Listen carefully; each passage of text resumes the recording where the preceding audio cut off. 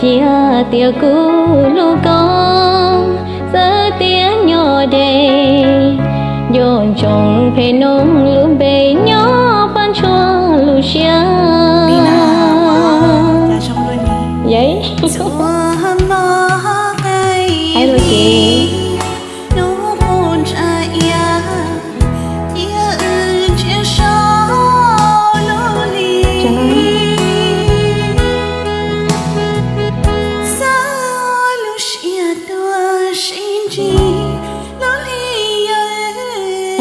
chân chị sẽ có cây ly cho mơ muốn gió cho cô chúa cho vì nợ thì con của bao tiếng có quan trọng cho cô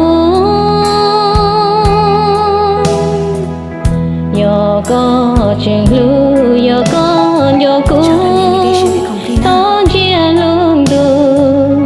cứ dần chừng lưu có lần xưa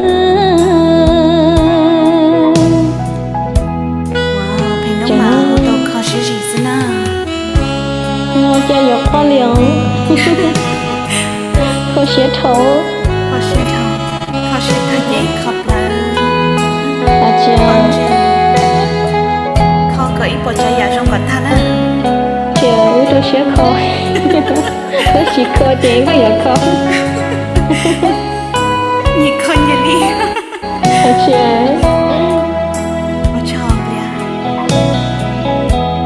chúa mò cái lên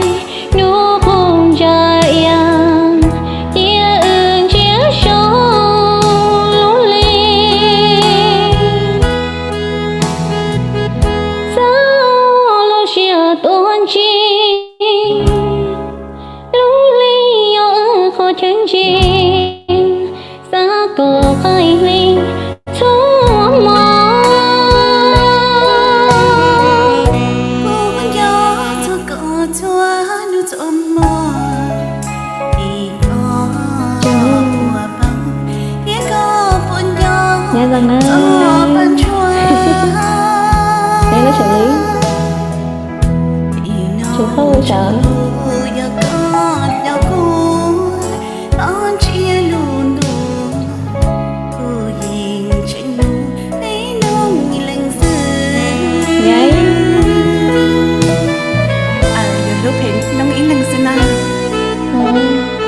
cũng là giờ lúc bên chơi lên cái xứ nữa. Ôi dồi, chả xong. Tôi bên chơi đi chỉ ta mót chỉ nói chị của được của chị sáng gì nữa, sẽ cười với chán à.